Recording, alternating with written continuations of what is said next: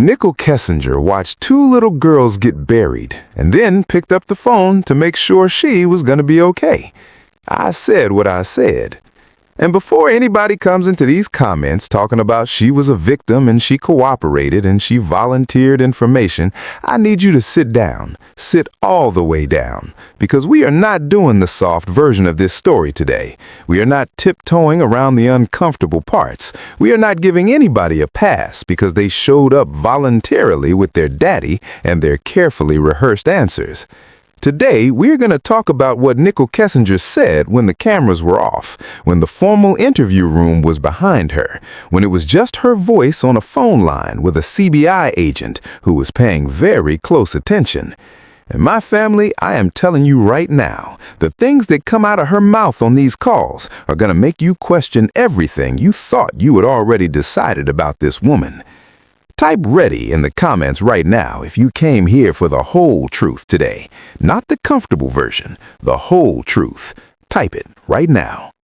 We have two phone call recordings, August 17, 2018 and August 21, 2018, both between Nichol Kessinger and CBI agent Kevin Kobach, both recorded, both part of the official discovery documents, and together they reveal a version of Nichol Kessinger that is so different from the composed, put-together woman we saw in that formal interview room that you are going to wonder if you are listening to the same person. Because on these calls, she is not performing. She is not sitting up straight with her father beside her, managing every word. She is on her phone, in her house, talking and talking and talking, and saying things that nobody who was truly blindsided would think to say, things that nobody who had absolutely no red flags would think to remember, things that a woman who was simply an innocent bystander would have absolutely no reason to know. Like the sheets. Oh, the sheets, my family. We are going to talk about those sheets today in a way that is going to make your skin crawl, because Nichol Kessinger got on the phone with Agent Kobach and described a FaceTime call she had with Chris Watts on the night of August 13, the same night his pregnant wife and two daughters had already been murdered. And she described that man lying on a bare mattress, no sheets. And when she asked about the sheets, he told her he was washing them. He also mentioned washing the girls' sheets because they smelled. And Nichol Kessinger, this woman who had no red flags, this woman who was completely blindsided, filed that information away precisely enough to report it to investigators 4 days later, down to the specific detail. Normal blindsided women do not do that. I'm just going to say it. That is not what blindsided looks like. But before we go any further, I have to stop, because my family deserves more than just a case breakdown. My family deserves to be seen and appreciated and loved on before we get into anything else. I do not know how to come into this space and not feel something enormous the moment I see you all here, every single time, without fail. Something in my chest opens up when I press record, and I think about the fact that you are out there, watching, caring, showing up, for the cases, for the victims, for me, for my parents. My parents. A case that has never been solved, a wound that is never fully closed, a promise I made a long time ago that I have never broken and will never break. And this community, this extraordinary, beautiful, relentless community, has been standing beside me in that promise every single step of the way. You have prayed, you have sent messages, you have shown up in my comment sections on the hardest days with words that held me together when nothing else could. You are the family I never had, and I mean that with every single thing I have. I love you all so deeply. God bless every single one of you, every country, every time zone, every person watching this right now, carrying something heavy that nobody else can see.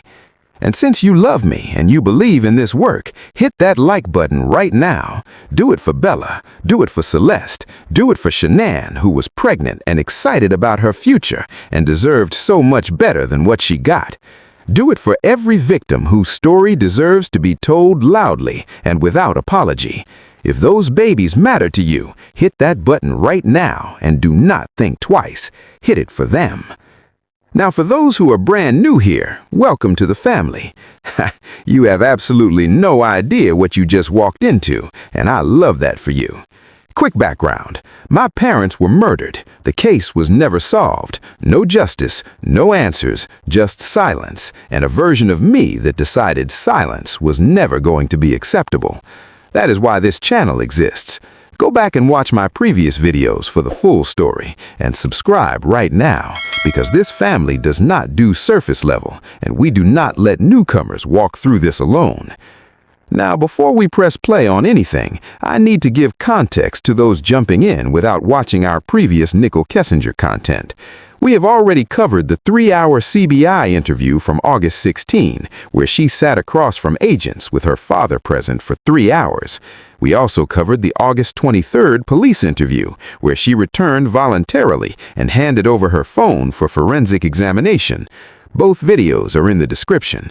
Go watch them first. Come back, because these phone calls are the next chapter in this story, and you need everything that came before to fully feel the weight of what comes next. And for my family who has been here through every single video, my day ones, you already know what we are about to do. We are going to slow this down. We are going to go line by line. We are going to find the things that everybody else missed, and we are going to talk about them in a way that nobody else on this platform has been bold enough to do. Now, August 21. I need to tell you something about this call before you hear it, because I need it sitting in the front of your mind the entire time you listen. On this call, Nichol Kessinger describes Chris Watts losing 13 pounds in 5 weeks, double thrive patches, barely sleeping, falling asleep mid-sentence, a credit card switch on a specific dinner date that she found suspicious enough to bring up to a detective a week after his arrest. My family, people in new casual relationships do not track supplement dosages. They do not notice payment method switches at dinner and file them away for future reference. They do not build this kind of detailed profile on someone they barely knew and had absolutely no red flags about. Unless they were watching. Unless they were always watching. And that is the question I need you to carry into every single second of these recordings today. Not was Nichol Kessinger innocent, not was she manipulated, not was she blindsided. The question is this: how closely was she really watching Chris Watts, and why? Type "she knew too much" in the comments right now if you are already feeling what I'm feeling. Go, right now, before we press play.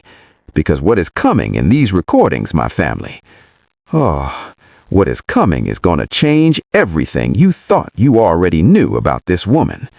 And there is one moment, one specific exchange on one of these calls that stopped me completely when I heard it, that made me put my headphones down and just stare at the wall. I'm not telling you which moment it is, but you will feel it when it comes. Let's go. Today is August 17th, 2018. The time is 10:51 a.m. This is Agent Kevin Kovac from CBI, making a phone call to witness in the Watts matter,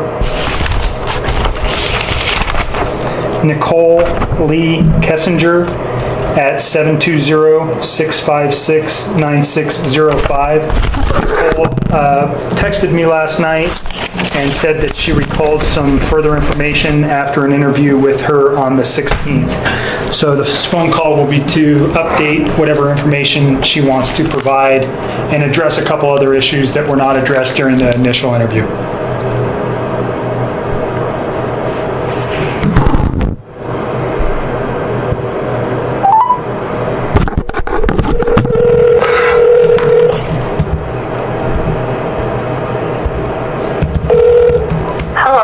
Hi, Nikki. It's Kevin. Hi. How are you? Sorry for the delay. I got stuck in a meeting. Obviously, couldn't walk out.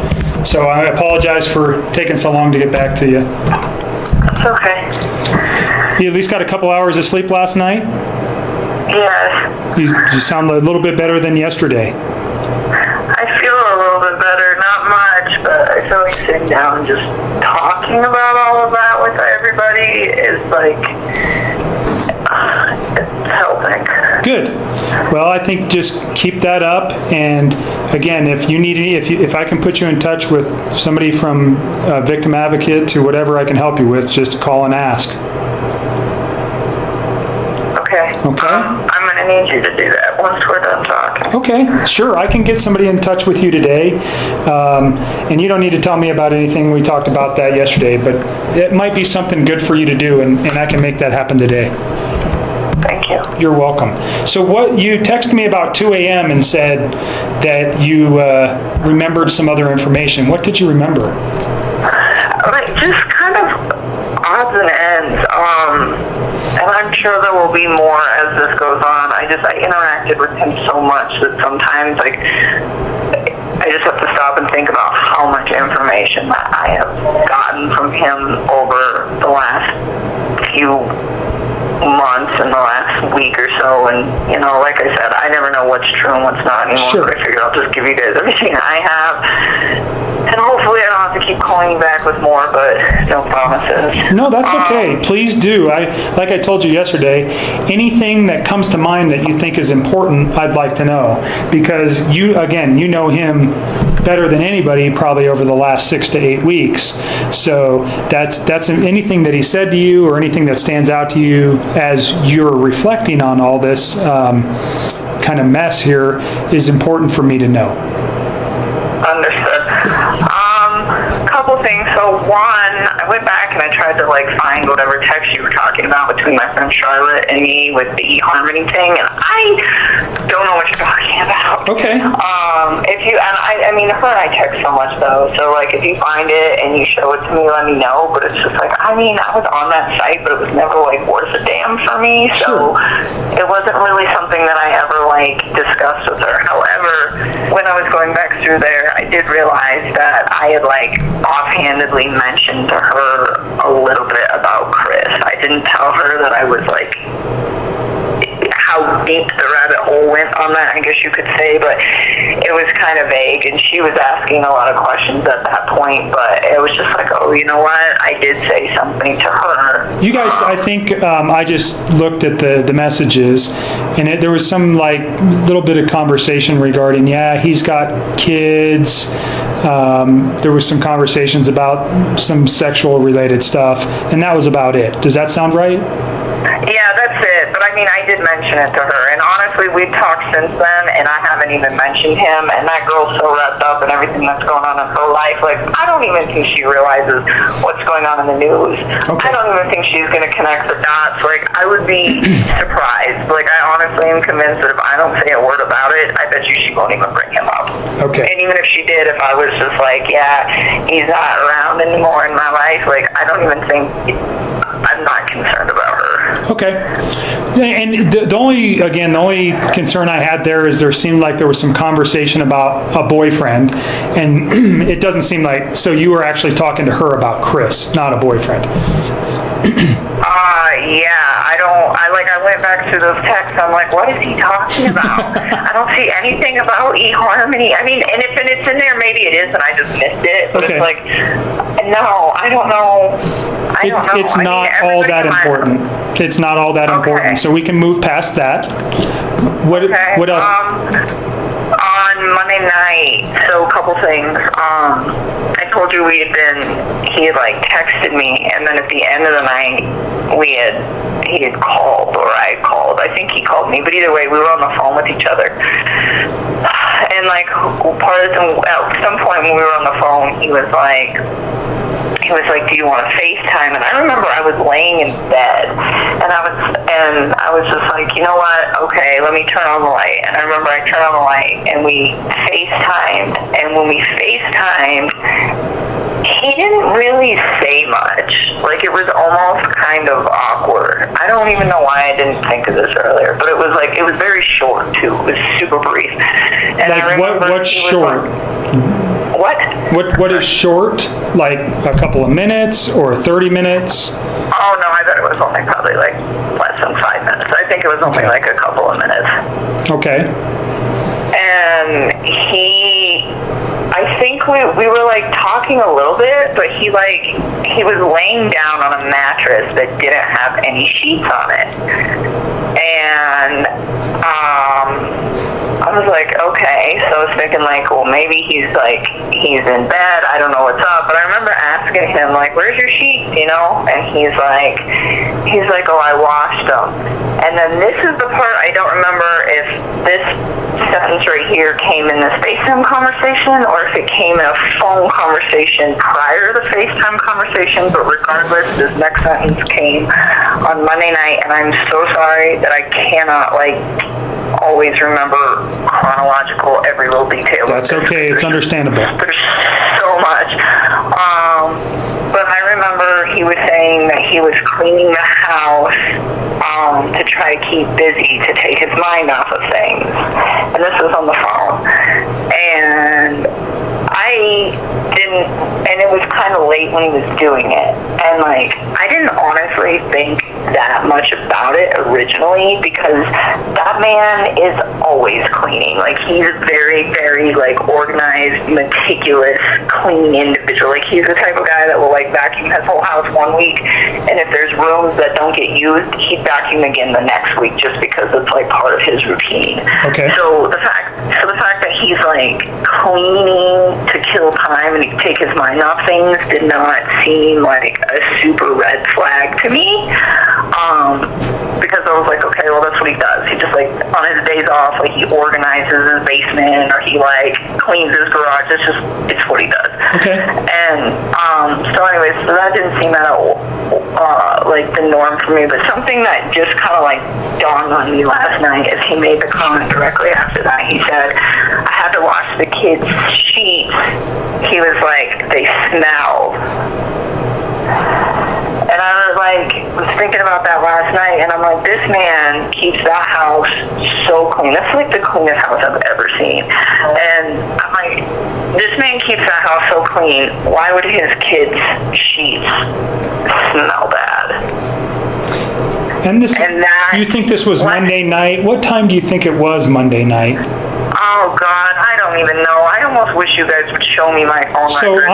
I'm gonna read off your phone calls for Monday and Tuesday, starting. No, it's on Monday. Just so tell me on Monday night. Monday night, you guys had. We talked about a phone call yesterday, but you guys had a phone call Monday night. It looks like he called you. It was 48 minutes and 57 seconds. It was at 9:48 p.m. that he called you.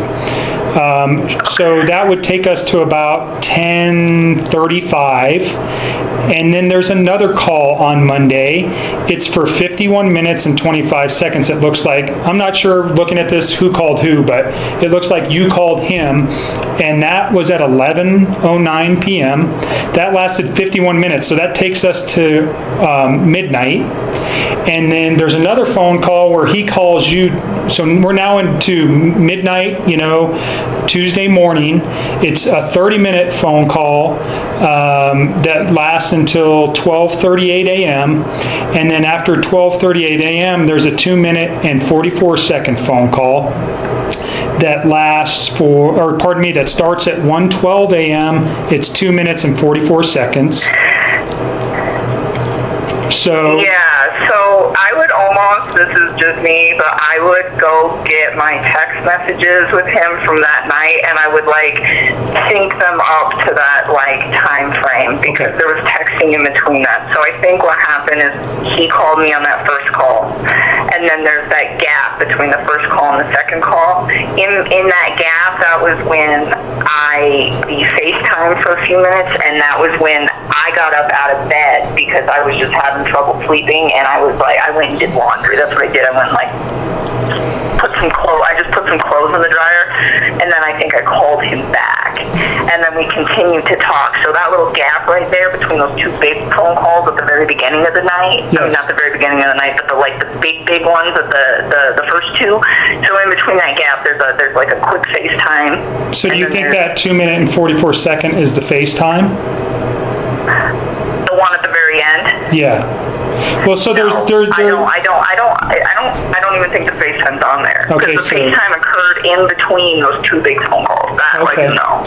Okay. Because it was one big phone call, and then there should have been, there's a FaceTime, and in the FaceTime short, it's only a few minutes, and then there's probably just a few more minutes.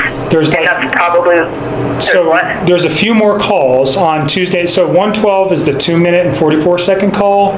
That lasts till approximately 114, and then there's a long gap until 150. So another 45 or 35 minutes, and then there's a 7-minute phone call.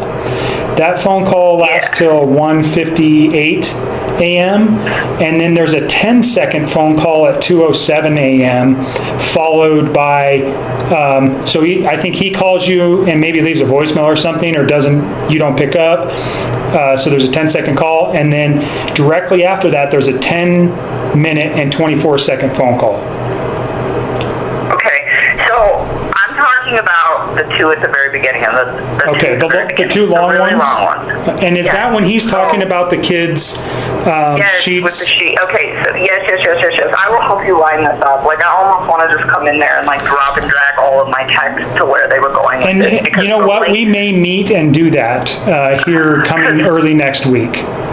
Yeah, well, all those phone calls at the very end of the night, that was me freaking out. Like, if you look at my texts, a lot of that was like, I can't sleep, I'm really scared, where's your family? That was like me freaking out, and him calling to like try to reassure me, or me calling him like, please talk to me, I'm super scared, where's your family? Like, those little ones at the very end of the night are me not being able to sleep and trying to get him to like talk to me about like, and just, I guess, making sure everything was okay. So those like real late ones, and that's why they're all kind of like sporadic, because I'd be up for like an hour, and then I'd fall asleep for like 15 minutes, and then I would like wake up and start stressing again and try to call him back. Like, so that's why there are all these like little sporadic ones throughout the end of the night. But those two big ones. So yesterday we talked about, Tuesday was mainly text messages regarding your confrontation about his wife being pregnant. Yeah. Is that accurate?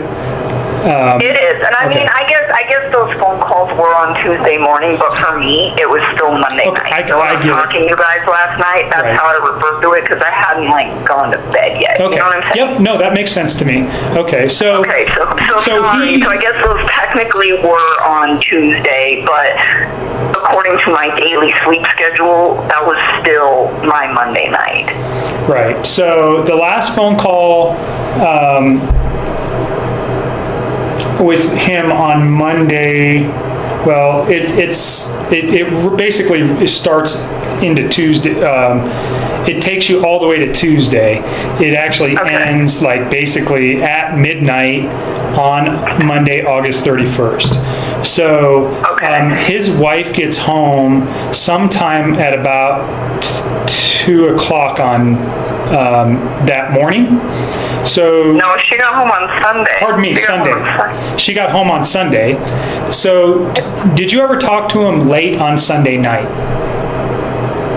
No, we were on the phone, but I mean, I had to let him go and get up and go to work. That was the 9 to 11 call it was like a 2-hour phone call we talked about yesterday on Sunday night from 9 p.m. to 11. And that would have been the last time that I talked to him until the work day on Monday. And that's when he texted you at like 3:45. No, we talked during work. Remember I told you he like randomly texted me throughout the day at work, but it was just like bullshit conversation. Okay. It wasn't like anything of No substance. Okay. So the most important thing that you've said here is this Monday night phone call. He doesn't have any sheets on the bed, and he said his children's sheets were smelly. They smelled. Okay. Yeah. So let's get back to that, because I feel like you and me are kind of getting off track. Yep. So go to that first long phone call on Monday night was, I think, when he told me that. I don't think he told me that in the FaceTime text. I mean, in the FaceTime conversation. I think he told me that in the first conversation, where he was like, their sheets smell. And I remember thinking to myself, like, why? Like, you keep such a clean house. Like, why would your kids' sheets stink? And like, it just didn't really click. And then Did you confront him? Why they? What's up? Did you confront him why the sheet smelled, or did you inquire why? No, I didn't even ask. Do you know his? I mean, his children were quite young, and I think one of them was still in diapers. Would have that been a potential reason? You know, that one of them had an accident, or did it seem like that's not what he was talking about? I don't know. I mean, he didn't elaborate. Okay. He was just like, I mean, like I said, he always cleans the house, but even if his kids were to be in diapers and like have accidents, like, I just feel like the man keeps his house so clean, and she does too. They both must have to like coexist in a house that clean. But like, I just don't see anything in that house like smelling. Okay. All right. So that was why I brought that up, because I was like, whoa. Okay. Very important. Thanks for remembering that. Yeah, I'm trying. I'm really trying to help you guys. I need you guys to help me too. Like, Yes, we'll ma'am. do this as a team, but just don't. So fucking let me down, the please. reason why we can't, like, I did think about this yesterday, that I would like to sit down with you once we have your text messages and the phone calls, and we can put them in a some type of easily looking, that we can sit down and look at them and compare them, and we can kind of get the context of how everything was going that night. I would like to do that with you. Unfortunately, so the download that we got yesterday is going to take multiple days to be analyzed. I probably won't have it back till next week. And then because you guys did have so many text messages, one of my analysts is working on getting those in order, so we can put something together where we can actually sit down and discuss it.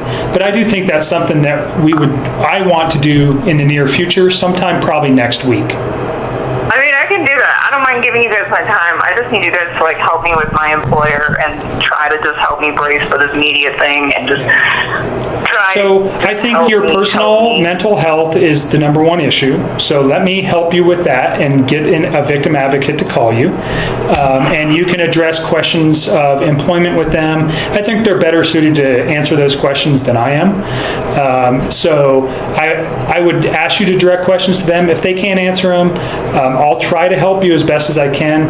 I think you have a personal decision to make on what you want to do with your employer. I think you're kind of backed into a corner, and you are going to, it's a tough decision. Do you want to inform them of what was going on? But I will tell you that I think that when they started looking at information for us, and I clarified this morning because I didn't do some of the work on this, but there was either text messages or emails between you and Chris that were on, that were on company-related phones or on company-related computers that they were privileged to look at, so they already know about you. Okay, so... Yeah, I don't know if I'm going to keep my job. I hope that they don't fire me for that. I mean, technically, I'm not an APT employee, and he is, and it was his phone and not mine, so, well, like, I don't think that's fire, like, I don't know labor law, I'll just put it that way. I think that, you know, whatever. I mean, people have relationships at work, and you guys were smart enough to stop the stuff, however you guys did it. Is it an unusual circumstance that two people who got together at their place of employment, this terrible tragedy happened? Yes. Do I think that they are going to do anything to you? I don't think so. I mean, if you read the paper today, you saw they already fired Chris. I mean, as they should, but right. I'm hoping they're not going to fire me. Well, and I think you need to head that up. I think if it was me, and this is just this is not a professional opinion, it's a personal opinion, because I'm trying to help you as much as I can. I would reach out to your employer and just say, I want to come and talk to you, but maybe talk to your EAP people first, and let me get you in touch with a victim advocate, because again, I think your mental health is more important right now than even your employment. I want you to make sure that you're comfortable and safe in everything that's happening, and then make some professional decisions and in regards to your employment. Okay. So let me do that. And we can. Go ahead. No, I have a couple more questions that don't relate to anything that we just talked about. Is there anything else that you remembered last night that you want to address? Yeah, a few. So I'm not done yet. Okay. And then And then we can talk about that whole thing too, because I was actually going to see if I could email them today. I was going to email my upper boss, and I was actually going to call her and see and just ask her if she can have. She's Anadarko rep. See if she can have a scheduled sit down with my employer Tasman and schedule sit down with EAP. And I want to get in a room with them all at the same time and just give them kind of a brief synopsis of what's going on and just ask them for help and see what they have to say. Yep. But I was going to tell you what I was going to say to them and just ask your opinion on it, because I don't want to give them too much. You do not need to tell them anything about the investigation or anything about what we discussed. From my standpoint, the investigative pieces that we've talked about, and specifically things that relate directly to why something may have happened or time frames or things like that, they don't need to know that. I think... Oh, I wasn't going to tell them that. I was just going to let them know that I was... You were in a relationship with this him. case, and that I'm like a witness to this case, and that right now it's pretty quiet, but, in a few weeks, given how everything goes, it might become kind of a media frenzy. And I was just going to tell them, I didn't commit any crimes, and I'm not in trouble, but I'm working with the prosecutor to try to help to bring some closure to this horrible thing, and then just tell them, I don't think the media is going to portray a very nice picture of me, and it's just an unfortunate circumstance, and, I think that your projection of whatever is going to happen with the media can be reserved until that time. I know that's like your biggest fear in this, but right now I would not even I wouldn't address anything that hasn't happened. I think I would simply tell them, look, I am involved in this case, I'm a witness, and I, whether or not, I think they already know it, and I'm sure Anadarko is going to talk with whoever your employer is to make them aware of that.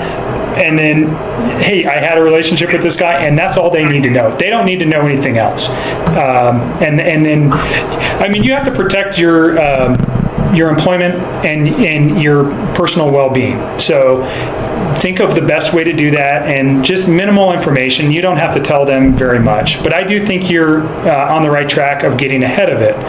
But again, I'm not an attorney, especially a labor attorney, so you have to make decisions for yourself on that. But some of the people here in the victim advocate realm may be able to give you some better advice than I.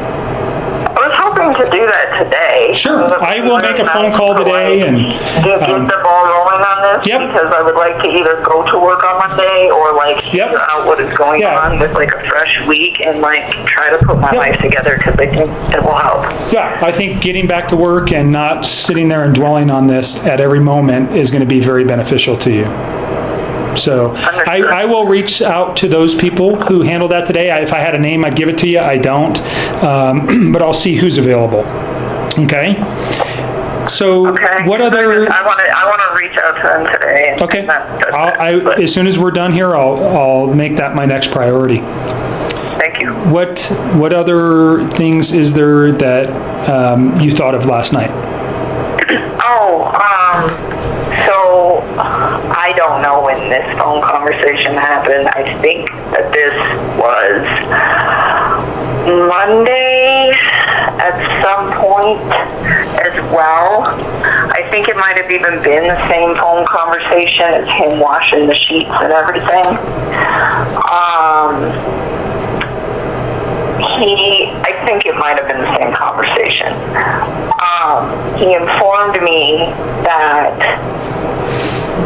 her friend Nikki's son was at the house when the cops came, and that he was running all over the house and up and down in all the rooms. And at this point, I was like, well, is anything missing? Because I was thinking on Monday that this girl had just left for the night. So I was like, well, maybe if she's staying with Nikki or somebody, maybe she forgot some stuff. So maybe they're sending, they're sending him in, hey, go get a toothbrush or go get this or go get that. I didn't know. And so he's like, yeah, this little kid was running all over my house and in all the different rooms in the house. And I was like, well, is anything missing? And he was like, well, there I think there's some blankets missing from my kids' rooms, but I don't think he took them. I think she did. Okay. So he said little kid. Do you know how old this man was or boy was? Oh, Nikki's son? I don't know. Okay. I think he's like 10 or 12. Like, I think he's yeah. I don't know. I think he's like 10 or 12. Like, old enough to, like, process information and run around house. So he said he thought that the kid didn't take him, but that maybe Shanann had taken him. Yes. That's weird. Okay. So Nikki Sonny's like 10 to 12, and I'm just making some notes. Just a sec. Take your time.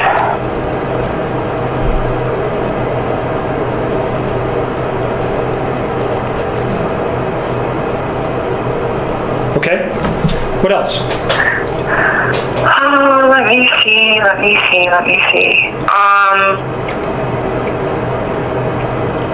I don't know. I feel like I had a list in my head and I almost wrote it down, but I So, didn't want to put it on paper. how about this? And I was going to mention this last night, but I think both of us were pretty tired, and we were there for a long time yesterday. So, if you have a thought, keep a notepad and a pen and paper with you and write it down, and then that way you don't lose it. That way, and then you can just call me and we can discuss it, and we're done, and then move on. Then you don't have to think about it anymore. Does that sound like a decent idea? It does. Okay. I don't know what else I was going to tell you. When we FaceTime too, so let me go back to that too. So Okay. I think all of this was on Monday. So I think both the comments about the blankets and the sheets were on that first phone call on Monday. And then directly after that phone call, there was like a brief FaceTime. And when I FaceTimed him, he was laying on a bed that didn't have any sheets on it. Okay. And I remember, and he was like in just like a little wife beater top, and he didn't really say much. It was like he wanted me to talk to him. He's like, I just wanted to see your face, and he like wanted me to talk to him, but he was like kind of quiet. And actually, that was why I got off the phone with him and went and did laundry, and then I would call him back on the phone, because when we were FaceTiming, it was like kind of weird. I was like, I don't really know where this is going. Like, you're not really having a conversation with me. So he was just removed. He wasn't very engaged in the conversation. He was just like really fixated on like me. Like, I bet you if I wouldn't have talked, he would have been okay with it. Just staring at you. I mean, it was just like, it was really brief too. Like, it was super short, and I was just like, this is not going anywhere. And I remember telling him like, I will call you back, but let me go do some laundry. So I like got out of bed and went and threw some clothes in the dryer that I had forgot to put in the dryer prior to laying down. And then, I don't know, I think I might have did like one or two other little quick things, and then I got back in bed and then called him back on the phone, and that's when that second long phone call started. Okay. All right, great. Anything else? Off the top of my head, I don't really think. Today is August 21st, 2018. This is Agent Kevin Koback from the Colorado Bureau of Investigation, placing a phone call to Nichol Kessinger, also known as Nikki, at 720-656-9605. The current time is 6:45 p.m.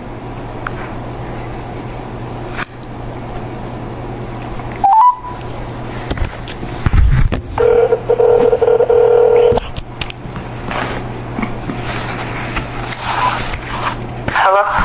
Hi, Nikki. It's Kevin. Hi, Kevin. How are you? I'm okay. All right. I'm running a recorder, so you know. Okay. I just want you to introduce yourself again for the tape recorder. Just say your legal name for me, and then we'll get started. Okay. It's Nichol Kessinger. And your birthday, Nicole? July 3rd, 1988. And you go by Nikki, correct? Yes, sir. Okay.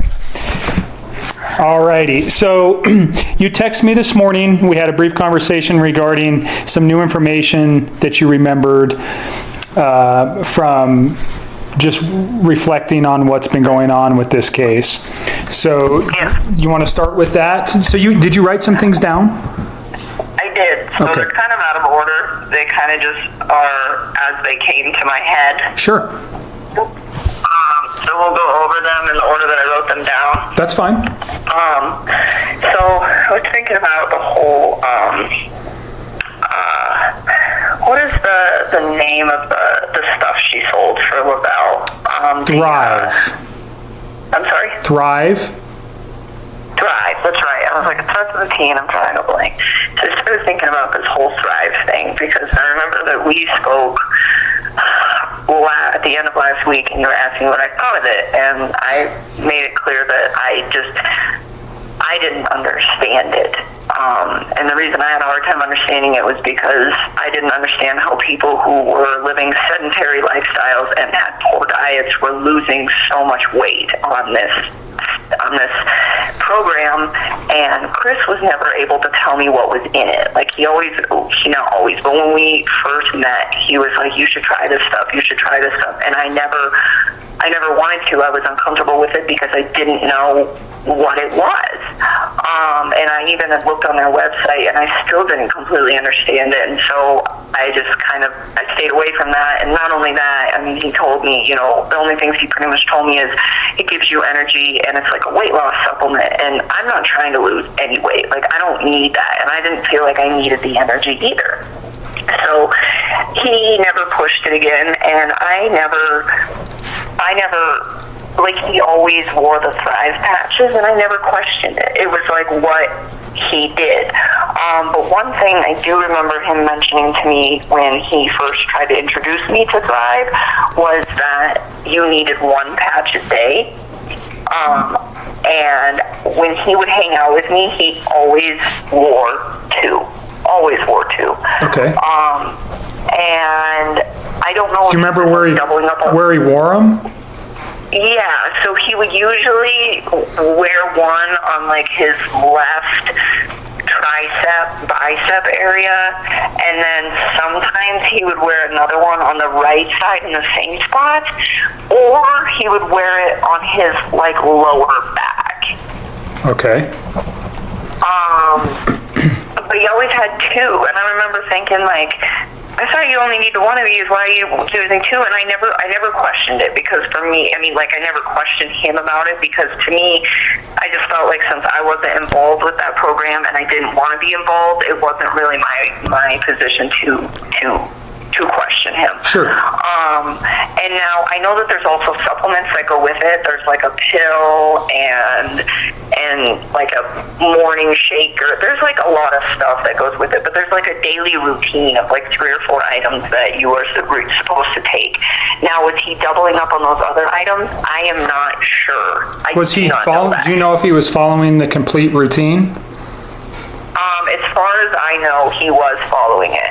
And he had told me that is why he lost a bunch of weight. He said that the reason he lost so much weight was all because of Thrive. And then he said that at some point a few months ago, he had started getting stagnant with the weight loss. And so that is when he decided that he was going to start working out again. And that's when he decided he wanted to start eating healthy as well, because he was realizing that he'd like plateaued and he still wanted to continue with his fitness, but I think he was realizing like maybe a diet, like a healthy diet and exercise is what I need at this point. So that was the avenue that he was starting to go down, and he'd been going down by the time I met him, but he was still doing the Thrive on top of it. Okay. So the thing that caught my attention about this recently when I was thinking about it is the fact that I think maybe the reason he was doing the 2 a days, and this is just speculation, is because it had like plateaued. So maybe he was doubling up because he thought it had plateaued. So the reason that this comes to my attention is because of his weight loss. So he lost 13 pounds in about 5 weeks. In fact, I can give you the dates. He lost 13 pounds from July 4th to August 11th is how much weight he lost. Because July 4th was the day that I went to his house and sat down with him and asked him, how much do you weigh? And he asked me, can you just look at my macros and see how much protein people my size would usually eat and all that, and just asked me to glance at it. So that's why I went over there. So that's when you say his house, that's his house in Frederick that he shared with Shanann. Yes, that's the one that I told you guys I went to on the 4th, and that was why I went there, was to sit down with him that morning of the 4th and just discuss his goals, and again, I'm not a fitness trainer, so he already had an idea in mind. He was just asking me, can you just glance at this and tell me what you think, since you pay such close attention to these things. So anyways, I'm going to ask you, I think I already asked you and we discussed this once, but July 4th was the first time you went to his house, and then I think you said the following Monday or Sunday was the second and final time you'd been to his home? It was a Saturday, and I'll have to look it up. It was either hold on, let me pull out a calendar. I really just want to that's July. So the 4th, and then that weekend, I think, and I will double check this, but I'm pretty sure, I know for a fact I was at his house on July 4th, and I think the second time I went to his house was Saturday the 14th. Okay, and those are, if I remember right, you only had been there 2 times, right? Yeah, I didn't want to go back. After that second time that I was there, it was I don't want to be at this house. If you want to hang out, come to my house. So the 14th was the last time I was there. Okay. But back to this, so the Thrive thing. So I was kind of concerned that he was losing so much weight, but I also wasn't, because he was kind of fine-tuning his diet, but it was enough for me to look at it, because I was it wasn't a severe weight loss, but it was kind of fast. So I was okay, well, are you getting enough calories? What's going on? And I couldn't figure it out, because I was looking at what he was eating, and it was healthy proteins and vegetables, and he was eating a decent amount of food, and I'm just how is this man losing so much weight? And then I started thinking about it the other day, and I'm oh my God, it's because he was doubling up on all the Thrive stuff, and he was starting to eat really healthy. So that, I think, is. So did you see a change in him personally during that time from July 4th, or pardon me, July 4th to August 11th, when he lost that kind of weight? What did you say? What was the question you asked? Did you see a lot of change in him? Not physical change, but was his personality different, or was it just the weight loss? No, it was just the weight loss. Okay. I didn't think he was any different. But this is the one thing that I wanted to point out to you guys, was that he was always this way. I just want to state that right now. This was not something that started at any certain point, but from the first time that we started hanging out, he always had a ridiculous amount of energy. And it wasn't that he was super high strung and bouncing off the walls. It was that he could stay up. He didn't need to sleep. And he was always that way. When we would hang out, oh my God, I would try to get him to go to bed at 10 o'clock every night. I'm if you're going to stay here, you need to go to bed at 10, because I have to get up and go to work in the morning, and so do you.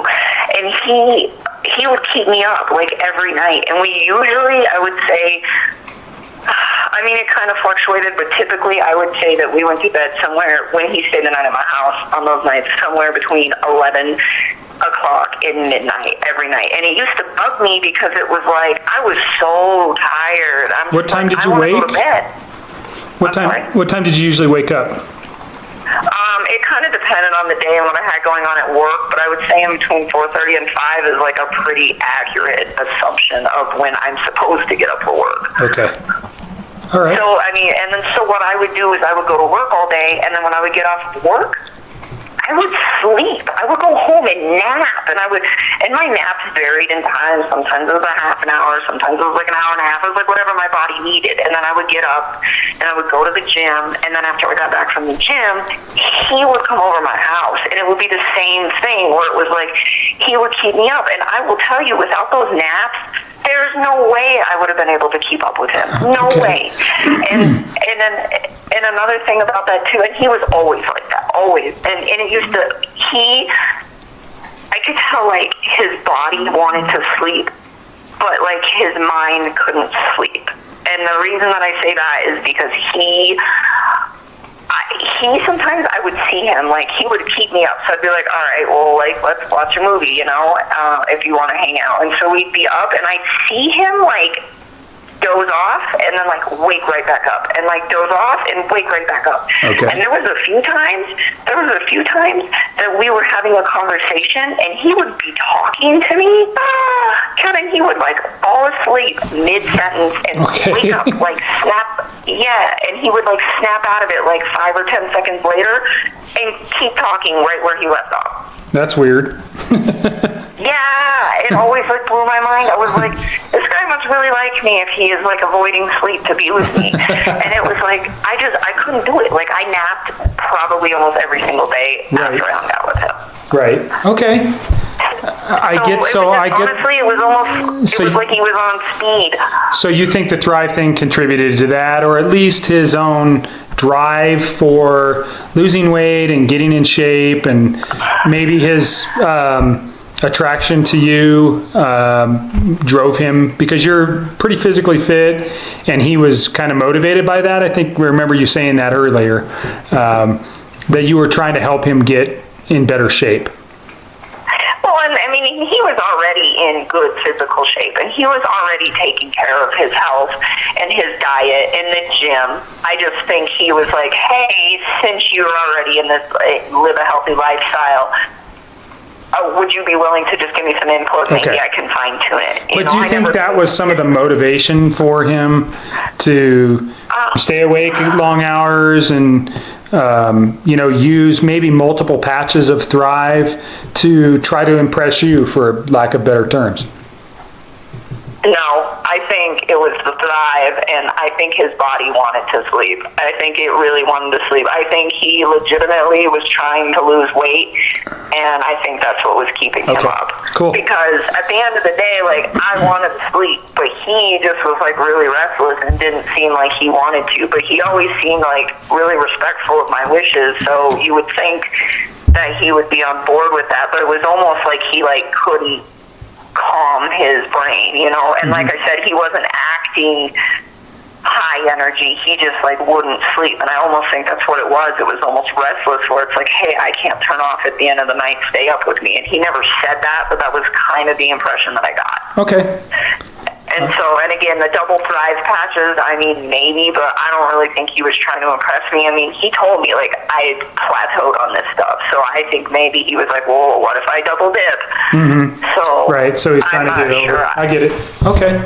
Yeah, so I don't think that was a motivated thing for him. I think that was because he was already working on the Thrive thing, and like I said, in his fitness, he was doing all that prior to me being in his life. Okay. So, and I don't know if he was double patching before I met him. He double patched the whole time I knew him. So I don't know if, like, that occurred once I came into his life, or if he had already started doing that once he plateaued. I never asked. Okay. I just found that really interesting, so I just wanted to bring that up. Yeah, and I appreciate it. And that's the kind of things that I want, when we talked prior, just to get you to recall things that didn't seem out of place then, but when you reflect back may have seemed out of place now with what you know. So what's next? I mean, it was scary to me. Like, it was scary that he lost that much weight on that stuff, but I guess a lot of people do, and I keep thinking about it. I'm like, it almost seems like it's a drug. If you look at any diet, though, I mean, I'm not a fitness guy, but if you read about Atkins or any of these other diets, people lose excessive amounts of weights in short periods of time. So, but whatever. I think it's interesting that this Thrive played a part in it. And quite frankly, I am going to get one of these patches to try to figure out what it is. So we'll figure that out at some point. So Okay. what's next on your list? Let's see. Okay. So this is Saturday. So This is what I made a reference Saturday to. would have This been, is Saturday, the 11th of August. okay, Was that the 11th? yep, Okay.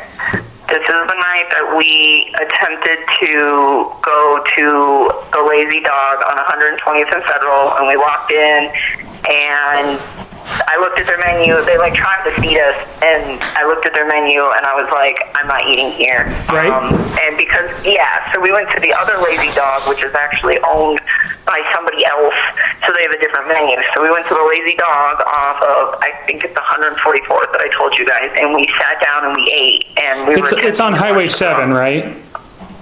What's up? Is it on Highway 7? I don't think so. It's on I-25 and 144th. Okay. I mean, I can look it up. No, and, that's okay. Screenshot it. And I send it think to you. there's two of them, and I think there was some confusion. One of our guys went, and I just want to make sure he went to the right one. I don't know the Lazy Dog, but I'll ask him tomorrow. 144th is right by Highway 7. Okay, well, I don't know that. I don't know. Yeah. I had never been to that one. So, I think it's 144th. It might be 136th. I will look it up tonight, and I Okay. will screenshot you the address, and I will send it so that you guys, if you guys need to pull those videos, you can Okay. find it. But one thing that I noticed about this is that, so normally when we went out, I try to keep things pretty cheap just to be respectful. I never went to expensive places or anything, and sometimes I would pay for things, sometimes he would, but when he paid, he would always use these Anadarko gift cards, these little gray gift cards, and they were always $25 or $50, and they always came in denominational increments that made sense.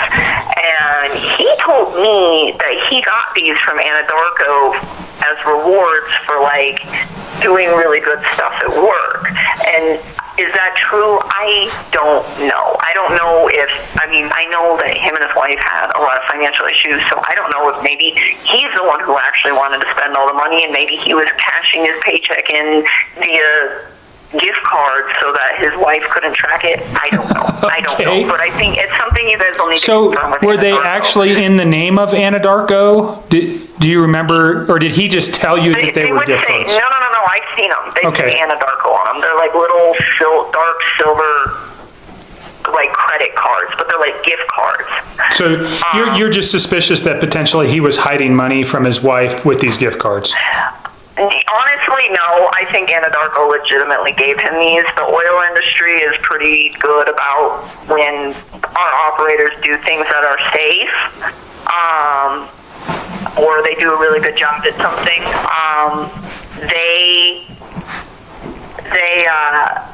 They usually provide gift cards or some sort of incentive for it. Just So they bonus these guys out if they're doing a good job or being extra, they have no safety violations and stuff? Yeah, stuff like that. So it's they're safety rewards. So, Okay. So do I think they were legitimate? Honestly, yes. I do. That's something you need to confirm with Anadarko, though, because I wasn't one of their employees, so I don't know. Okay. But I did think to myself, if they do have money issues, maybe he was possibly concealing it. But the thing, it's not even the gift cards, I think, that are the main focus on this right now. For me, the main focus that I wanted to bring to your guys' attention is he always paid with those, always. And Every then time you on guys, the so night- we talked about this prior, and let's just revisit it. You guys never really went out on a date per se, with the exception of this Saturday night on the 11th. Usually you guys we went, spent time at your home versus going out, unless I'm mistaken on what you're saying. You are. Okay. So we, on most nights, would hang out at my house, but we went out a few times. I have dates for everything, and Okay. I can give you that once Yeah. I'm done with this. the reason that this caught my attention was not because of the gift cards, it was the lack of the gift cards. So when we went out to dinner, he went to pay the check, and I noticed that instead of using one of the Anadarko gift cards, he had a baby blue credit card in his hand that he used to pay. Okay. And I just remember thinking to myself, like, why isn't he using any of those gift cards? I'm pretty sure he still has a balance on one of those, but I couldn't remember. And then I was like, maybe, because, you know, at this point, he had made it clear to me that they were, like, filing for divorce. Like, it was, like, done. So I was like, well, maybe he just doesn't really care anymore, you know? But then another part of me was like, but technically, they're still together, so why would he do that? And, like, I didn't ask, because, like, he had made it sound like by that Saturday that they were so far removed from each other that I was like, it's plausible that now he's just not, like, has nothing to cover up, you know? But then at the same time, I still feel like until your divorce is 100% completely final and you're out of that house, why would you do that? Sure. I mean, so again, I didn't. So you just found it was a little bit suspicious that he used a credit card versus the gift card. It was like he had nothing to hide, Right. or nothing to lose. He was just like, yeah, I'm going to pay with this, Right. and I don't care. Okay.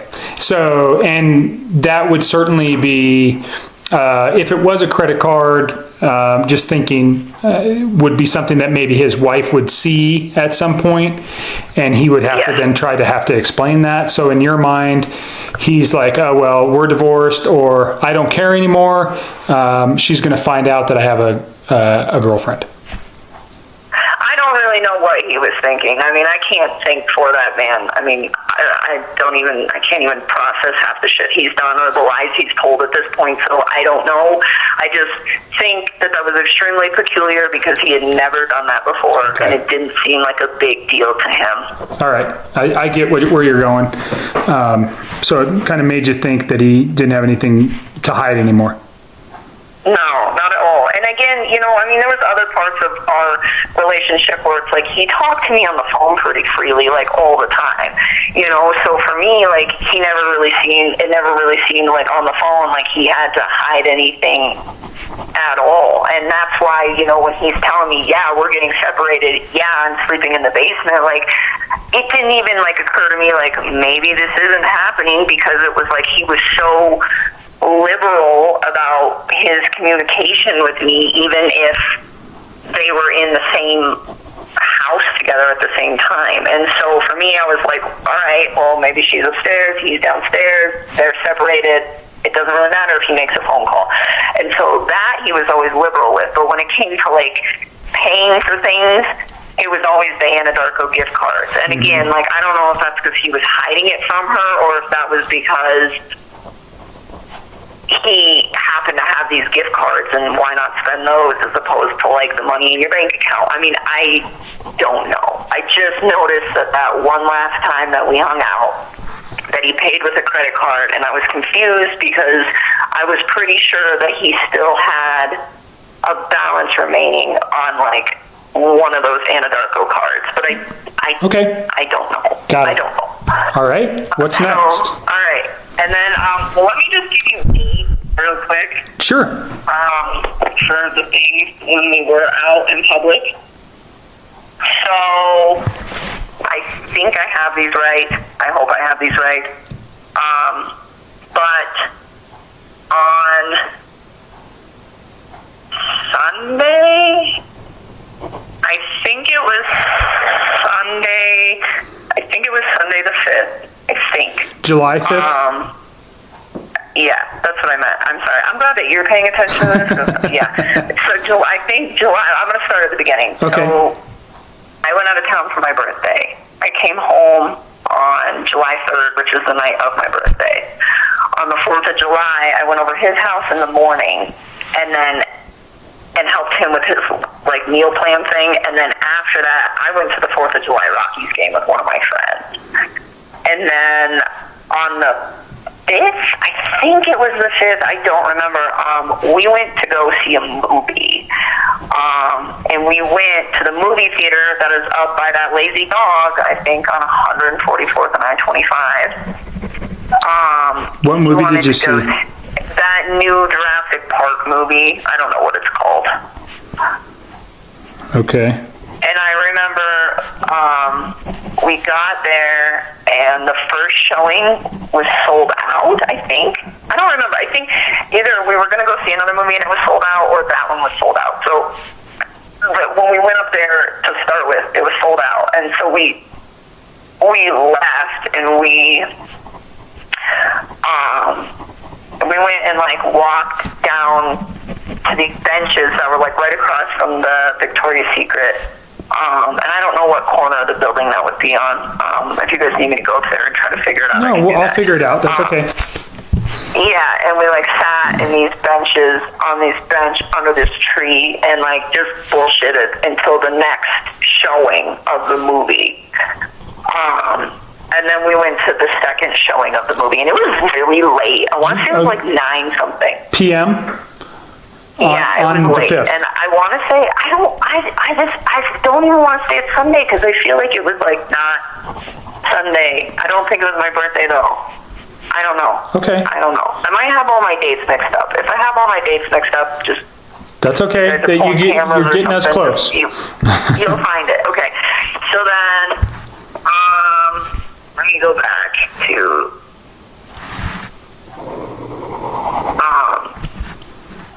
No. I was looking at August. That's why the date sounded weird. It was like... It was either the 6th of July or the 7th of July. Okay. I was looking at the wrong one. So Sunday the 6th? Pardon me. No, I think, because that's what I'm saying, I didn't think it was a Sunday. So it was either Friday the 6th Okay. or Saturday the 7th of July. I'm sorry. I was looking at the wrong calendar.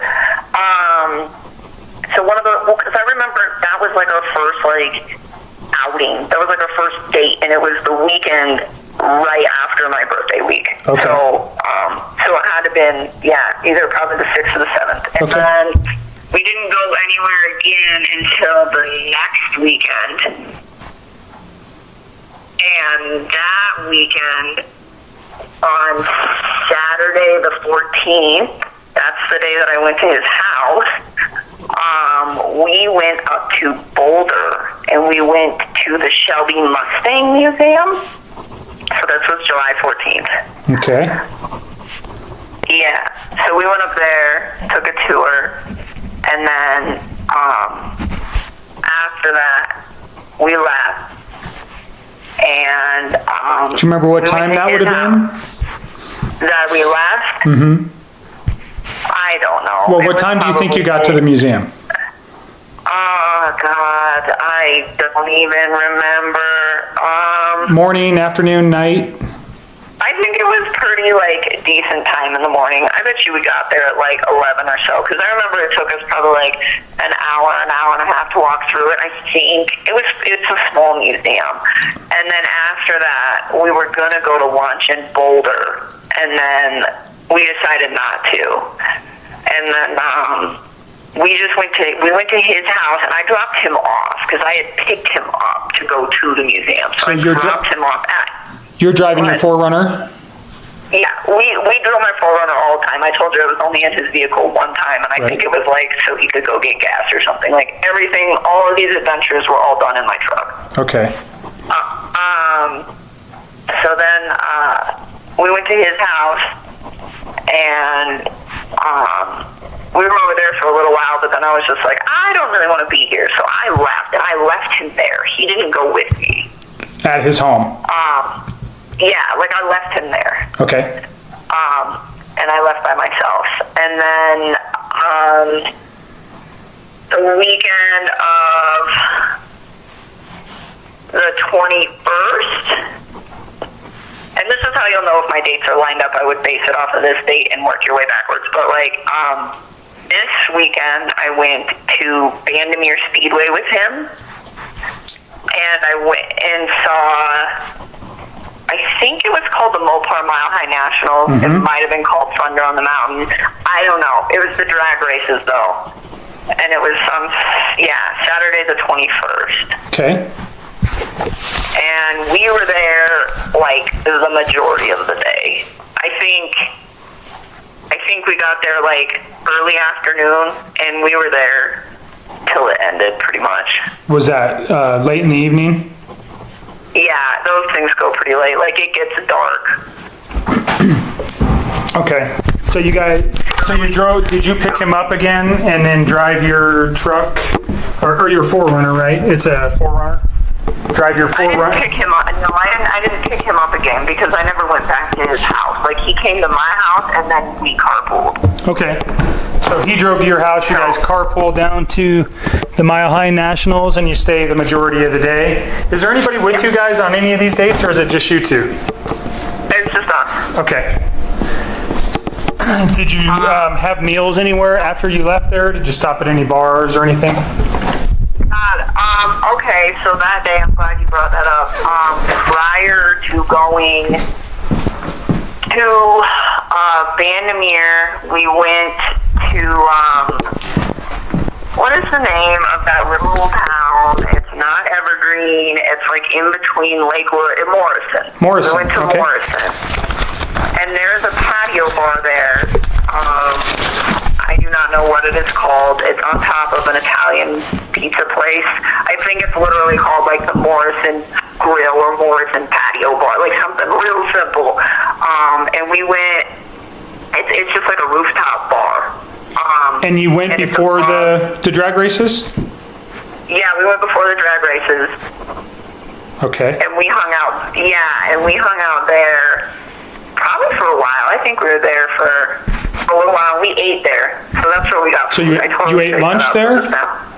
Yeah, we did. Okay. Tacos. Okay. This is a really good bar, by the way. Yeah, so we did that, and then we went to Bandamere, and then I don't know what we did after Bandamere. I think we just went to my house. I'm almost positive. Like, I don't think we did anything after that, because it was pretty late. Okay. And then on the weekend of July 28th through the 29th, we went to the sand dunes. We went to the Great Sand Dunes National Park. Down in Alamosa? Yes. July 28th, 29th. Did you guys stay anywhere? What did you say? I'm sorry. Where did you stay? Oh, we camped. Okay. We camped. I don't remember the name of the campsite, but if you, like, just let me go through probably, like, my old phone Navo or, like, go through just the internet and try to look up campsites, I can probably come up with the name for you. Let me ask you this. There was some attachments that when I was looking at some of your phone stuff today, although very limited, there's a man with a backpack. He's got a beard. He does not look like Chris to me in your photos. Do you know who I'm talking about? Yeah, is he, like, a little heavier set? Yeah, I'd say he's a little bit bigger. Yes, that is my friend Jim. That is the one that I was with on the Monday and Tuesday of last week. Okay, so there is some photographs. You mentioned the museum, the car museum. I think I remember seeing a couple photos of cars, and it didn't strike me as anything then. So there may be a little bit more on your phone than what I think. But there is definitely no photos of Chris, and I don't remember seeing any pictures of the sand dunes. But so did you camp inside the national park there? No, it was outside. I think we camped at Zapata Falls. I think that's the name of the campsite. Yep, Zapata Falls. Zapata Falls. Mm-hmm. Yeah, It's before you come to you turn off 160 and you're going towards the sand dunes, and then you turn off and kind of go up a 4-wheel drive road to Zapata Falls. Yeah, that was like really gnarly one with all the switchbacks Yep. and the rocks. Mm-hmm. Yeah. Okay. There. And so we camped there. Was it like an established campground, or was it just dry camping? No, it was an established campground. There's a campground up there. Like, you hang that left to go to the Zapata Falls Trail, and then you go right, and there's like a big campground loop. Okay. So that's where you guys were there. Yep. All right. Keep going. And then we went to the sand dunes. Not the first day, so we got there fairly late on. How did we get? No, that's right. So I need to think about this. I really need to think about this. So Saturday, we got there, we set up camp, and then after we set up camp, we went to the national park. So you went and hiked the sand dunes? Yeah, we tried, and I just remember it was super windy. Oh my God, the sand hurt so bad. It started raining. And we stayed even though the weather was bad, because there was like nobody up there. And so we did that for most of the afternoon. And then we came back to the campsite, and I showed him how to light a fire, because he'd never done it before. He'd never lit a fire? No, he's never been camping before. He told me he'd never been camping before. And I was like, well, if you want to go, I'm trying to go to sand dunes. So that's why we went, because he said he'd never done it. Okay. So Did you guys visit any, there's not really very much stuff around there. There's no restaurants or anything in that area? No. So we did stop at I think it's called like the Oasis or something. It's like it's like on the way to the dunes. It's not in the park, but it's like on that road that you take to get to the dunes. And it's almost like a little gas station. And we stopped there and we rented a sandboard to go sandboarding on. And I think we got more ice for the cooler, and we got firewood for. So it's like a gas station? Kind of, but it's like the one-stop shop that everybody goes to, because there's like nothing else around there. Right. Like I'm almost positive it's called the Oasis, and they actually have their own campground back there too. But Okay, it's like I know on that road. Mm-hmm. It's right before you get to the entrance to the park. Yep. Okay. On the right-hand side when you're driving in. I'm glad that you know what I'm talking about. Well, I worked in Southern Colorado for the last 5 years, and I spent a lot of time around Alamosa and in the San Luis Valley. So I know a lot about that area, unfortunately. So I know what you're talking about. That's good. That helps me. So you got ice and firewood. Yeah, and I'm not sure if we got ice. I think we did, just because I like to re-up on ice every Who time I go paid for camping. it? He did. Okay. Did you think he used the debit or the gift card again? Probably, because that was the plan in the first place. He was just like, well, hey, I've got these gift cards. If you want to use them, you don't even have to spend any money, and we can just use these. And I was like, well, that's great. So I remember for the trip, I filled up my gas tank and I paid for gas, and I bought a little bit of groceries for the cooler, and then he took care of like the campsite and the board and the firewood and all of that. Okay. Like, I didn't actually go into that Oasis place, I don't think. I'm almost positive I didn't go in there. He did. I got in line for the board. I remember that. But their like little board rental shop is like outside of the building. Okay. So he went inside because he went and got firewood.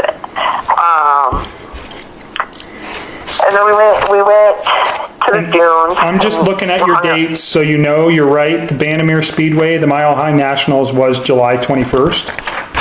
Yeah, So- that's what I was going to say. Yep. Get online and see if that matches. Yep. It does. Okay, So we're then good. all those other dates should be good. The only one that I'm not 100% sure about is the movie. It was that weekend, that Okay. movie on the 6th and the 7th. It was that weekend. I just don't remember what day of the weekend. I don't think it was a Sunday, though. I really think it was a Friday or a Saturday. Like, I'm almost positive I didn't have to work in the morning. All right. So what's after the Great Sand Dunes?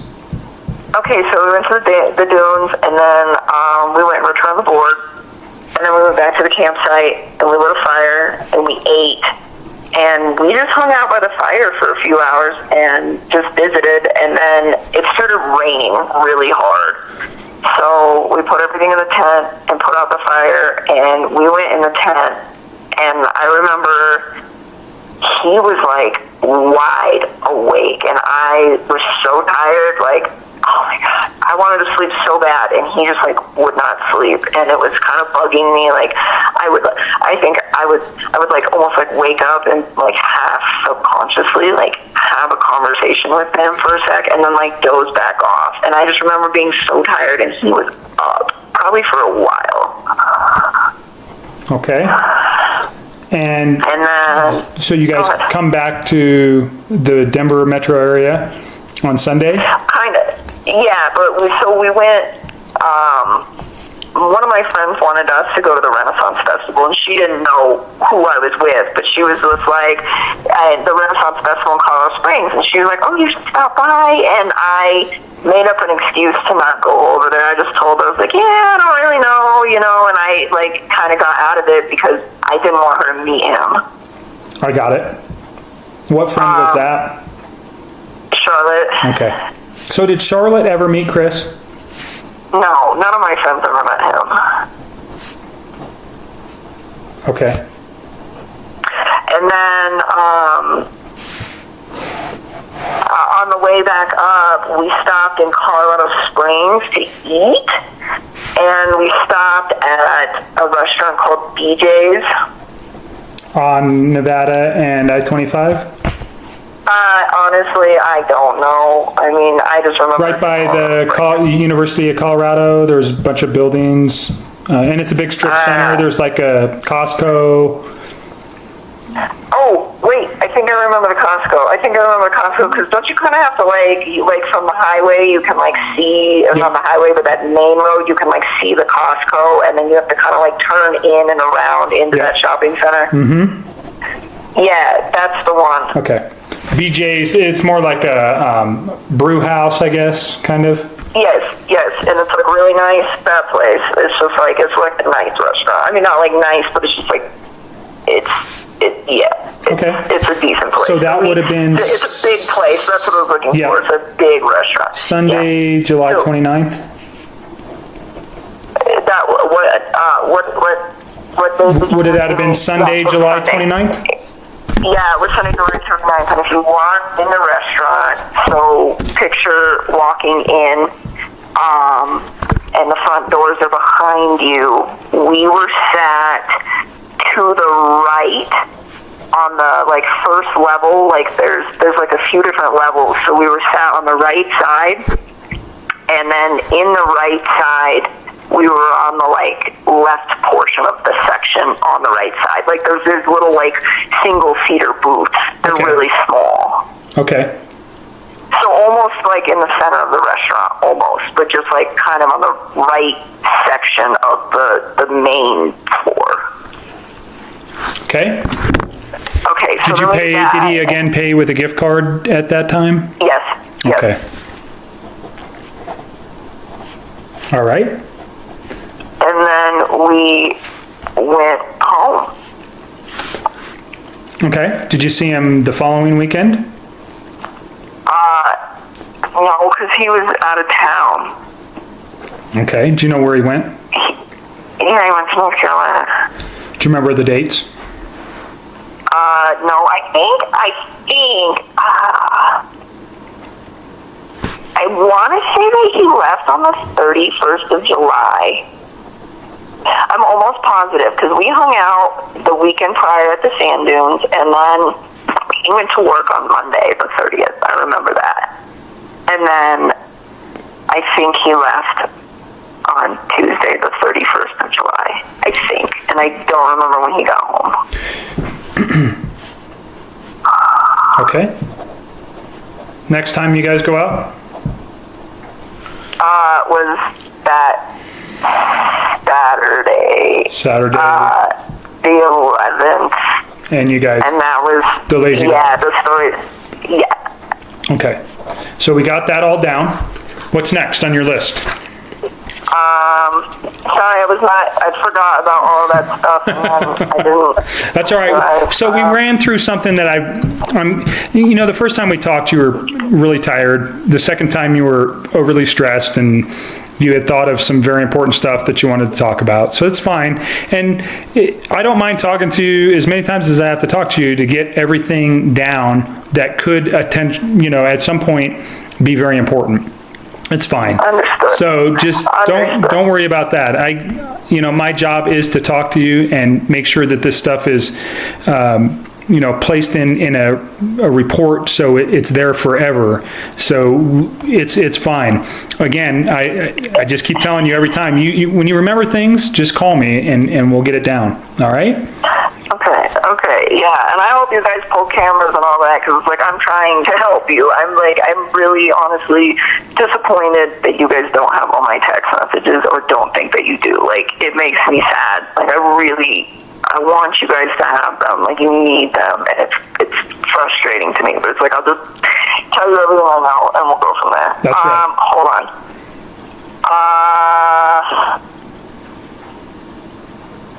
Hold on. What else? Oh, okay. So now let's go to this last week. Okay. Let's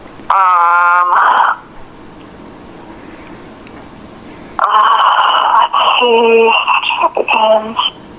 Okay.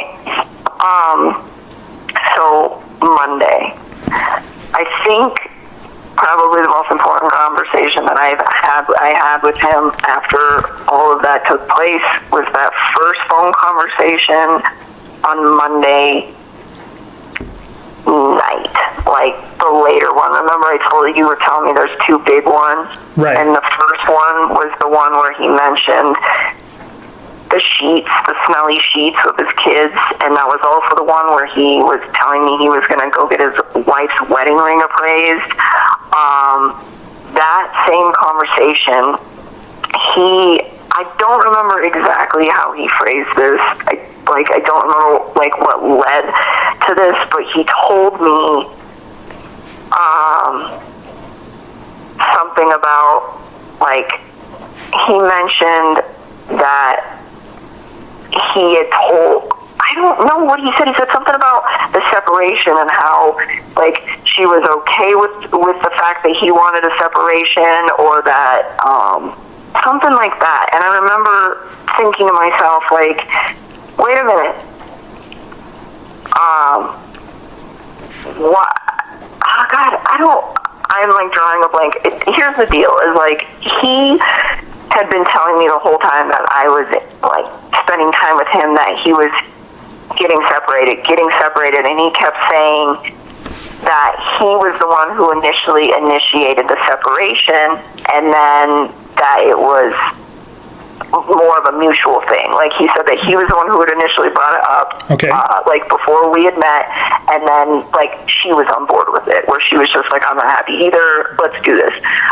And then I remember telling you guys that when he was going to go to North Carolina, I kind of backed away from the situation, and I was hey, I think you should try to fix things with her because you have a really beautiful life with her, and I think you should try to fix stuff. And he kept telling me I don't want to, I don't think she wants to, and I was just please try, just please try. I just thought he had such a beautiful life, and I was willing to just leave his life. I was if you work things out with your wife, I'm gone. And and that's fine, and he'd always be well, what about us? And I'd be don't worry about us. Try to fix stuff with her. And he said, okay, I will. And then when he went to North Carolina, he told me that he sat down and had a conversation with her, and that he told her that he wanted to fix it. That is what he said to me. He told her that he wanted to fix it, and she said no, that she still wanted the separation, and that she was ready to file for divorce. So I was under the impression when he got home from North Carolina that the divorce was filed. That was what I was under the impression. And so then on Monday, when we were on that one phone call where he was just saying all sorts of weird stuff, he again, I don't remember exactly what was said, but it was something along the lines of she was okay with the fact that I wanted the separation. Right. And then I remember asking him, I was wait a minute, when you were in North Carolina, you told me that you tried to fix it with her, and she was the one who said that she didn't want to fix it. Okay. And he's like, no, and then he goes, no, I just told her that I still wanted, to continue with the separation. And I'm just thinking in my head, like, he lied to me. God, he fucking lied to me. He lied so much. Okay. So that just struck you as another lie? Yeah, so that one I don't, and then now I'm seeing the news where he's telling everybody that he separated from her that he said he told her he wanted a separation on the Monday that she went missing. And I'm just thinking in my head, like, he told me that he had already had that conversation with her before I was even in his life. Well, and so not to cause you any more stress, but so when you're talking to him on Monday, this is Monday, right? This isn't Sunday. This is Monday. No, this is Monday. So this is after the event. This is after the murders. Yes. He is telling you that she mentioned that she was okay with the separation, although now that that wasn't accurate. That was something different than he had previously told you, and certainly she couldn't have been really saying anything, unfortunately. So, I mean, he's making up stories after his wife is deceased. Is that a fair statement? Is that I'm kind of trying to follow where you're going. I don't honestly. It just struck me as odd because I don't know if he was talking about the conversation they had that day or if he was talking about North Carolina. But either way, it just struck you as weird. A lie. It struck me weird because he said that he was the one that was like pushing for it now, and I was just thinking in the back of my head, like he made it sound like when I first got into his life that he was the one who had brought up the separation, but that she was like super gung-ho about it. Like he made it sound like she was all on board with it. And then when they were in North Carolina, he's the one who said that he tried to fix it and she didn't want anything to do with it. So it was weird to me when he was saying that he was the one that initiated the separation. Because I'm like, wait a minute, like, and I think it was weird to me because I think he was referring to either whatever happened on Monday morning or he was referring to whatever happened in North Carolina. And I was just really confused because I was like, well, at that point, I thought she was the one pushing you away, like not you pushing her. Gotcha. Okay. All right. So I don't, it's just a lie. Yep. I mean, honestly, I don't know if it has any significance, but it was just a lie that I caught him in. I think everything he told me was a lie, but it was like a lie on top of, it's a lie that contradicted the previous lies that he had told me. I understand. What's next on your list? Let's see. Okay, so then in that same exact conversation, two more things happened. Okay. One, I was asking him about his daughter's EpiPen because I know that Cece has that tree nut allergy. Okay. And I was like, I don't remember like word for word, but it was something along the lines of like, she didn't take your daughter's EpiPen? And he was like, no. And I was like, well, aren't you a little worried? Because I was like trying to do my own reconnaissance, and I was like, aren't you worried about that? And he's like, well, we have like a stash of them in the basement or something like that. And he's like, she probably just took one of those. And I just thought it was weird because several weeks earlier he had told me how expensive EpiPens were. So I'm like, if they're not expensive, how do you have a stash? You don't have a stash. Nobody can afford a stash of EpiPens. Right, they're very expensive. Yeah, so I almost was like... Put your phone down for a second. Actually, put it down. Step back. Because if you just listened to both of those calls all the way through, and you are not sitting there with your mouth wide open and your mind completely scrambled, then I need to check your pulse. I genuinely need to check your pulse right now. Because what we just heard was not what they told us it was. What we just heard was not the story of a blindsided innocent woman cooperating with investigators because she had nothing to hide. What we just heard was a woman on 2 separate phone calls revealing details so specific, so precise, so carefully observed that I do not know how anybody listened to these recordings and walked away satisfied with the conclusion that was reached. I do not know how. And I need to start with the sheets. Because the sheets have been bothering me since the first time I heard this call, and they are still bothering me right now. Nichol Kessinger got on the phone with Agent Kobach and described a FaceTime call from the night of August 13 in detail that nobody who was simply in a casual relationship would carry around in their memory that precisely. The bare mattress, the missing sheets, the fact that he said he washed them, the fact that he mentioned the girl's sheets smelling, the fact that she noted he was usually meticulously clean, so this stood out to her. My family.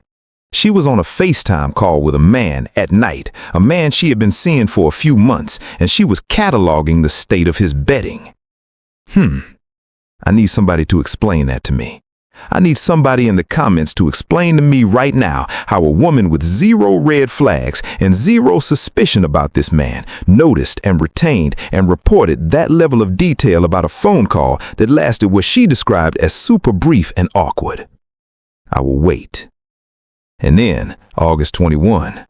Oh, August 21 is where things get really interesting for me personally, because that call reveals something about the nature of this relationship that the formal interviews never fully captured.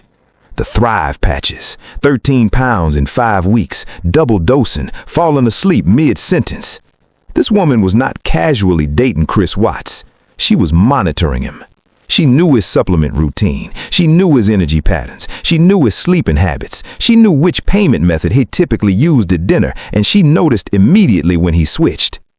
That is not a situationship, my family. That is surveillance. I said what I said. Type surveillance in the comments right now if you heard what I heard on that August 21 call. Type it right now. And then the credit card. The switch from Anadarko gift cards to a personal credit card on that specific August 11 dinner. She brought that up to a detective, voluntarily, unprompted. She sat on a phone call with an investigator and said, "I found it suspicious that he paid differently that night." Now, I need you to think about this very carefully. If you are in a new relationship with someone and you have no red flags about them and you have no suspicion about them and you are completely blindsided by everything they turn out to be, you do not remember how they paid for dinner 3 weeks ago. You do not remember that. Nobody remembers that. Unless in the moment something about it registered. Unless in the moment something about it felt wrong enough to store. Which means somewhere underneath all of the no red flags and the shock and the devastation, something was telling Nichol Kessinger to pay attention.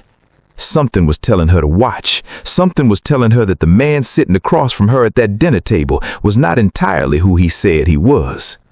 And she paid attention. She watched. She stored every detail. And then she sat across from investigators and told them she had absolutely no red flags. And then there is the FaceTime itself. The way she described it, awkward, super brief. He was not very engaged in conversation, but he was fixated on looking at her. My family. A man who had just murdered his pregnant wife and his 2 babies a few hours earlier, lying on a bare mattress in the dark, staring at his girlfriend through a phone screen. Oh, I genuinely cannot with this image right now.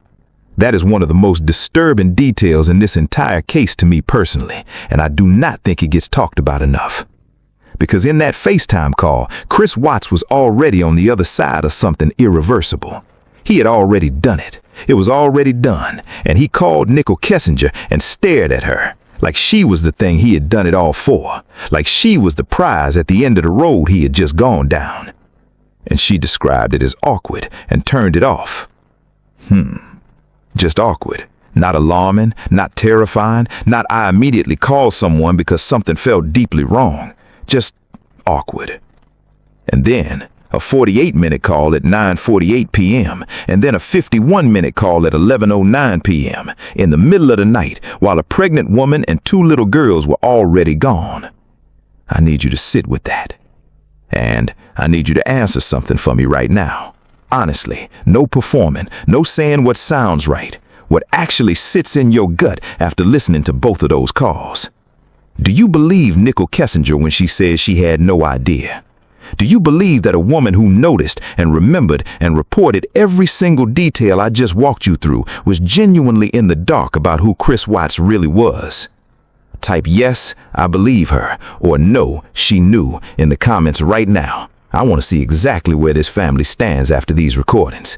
Go right now and tell me which specific moment on either call sealed it, which detail, which sentence, which thing she said that made you land where you landed. Because the details matter. They always matter on this channel. And tell me this too. If you were Agent Kobach on either one of those calls, if you were sitting there with a pen and a recorder listening to this woman talk, what is the one question you would have asked that he did not? The one question that you think could have cracked this whole thing wide open? Drop it in the comments. I want to read every single one. Now, I want to address something before I close out today, because I know this community. I know that some of you watching right now are going to go back and listen to certain moments again. I know that some of you have already rewound specific parts twice during this video. And I want you to do that. I want you to trust that instinct, because the instinct that makes you rewind and listen again is the same instinct that makes a good investigator. And this family has some of the sharpest minds in any true crime community on this platform. Use them. Talk to each other in the comments. Build on each other's observations, because I read this comment section and I learn things. I genuinely learn things from this community that make me look at these cases differently. And that is not something I say lightly. Now, personal update, and I need you to really hear this part. The meeting has happened, and I'm not ready to share everything yet. I know. Please do not come for me in the comments. I hear you already. But some things need to be processed before they can be shared, and I owe it to this situation and to my parents to make sure that when I bring you the update, it is complete, it is thorough, it is everything you deserve to hear and nothing less. What I will tell you is this. I walked into that meeting carrying your prayers, and I felt them, every single one. The "I support you" comments, the messages, the people who told me they were praying specifically on that day, at that time. I felt all of it in that room. And whatever comes next, I'm not facing it alone, because this family does not let anyone face anything alone. Keep praying, my family. Keep sending that energy. The fight is not over. It was never going to be over until there is justice, and I am not done.